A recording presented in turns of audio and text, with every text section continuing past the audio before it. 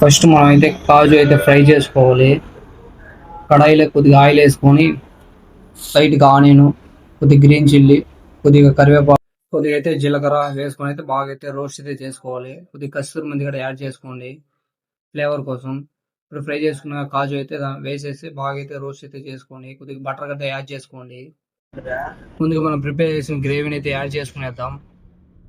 కొద్దిగా వాటర్ అయితే చేసుకోండి, కొద్దిగా సాల్ట్, కొద్దిగా గరం మసాలా, కొద్దిగా రెడ్ చిల్లీ పౌడర్, ఓన్గా ప్రిపేర్ చేసుకున్న గరం మసాలా బాగా అయితే మిక్స్ చేసుకోవాలి.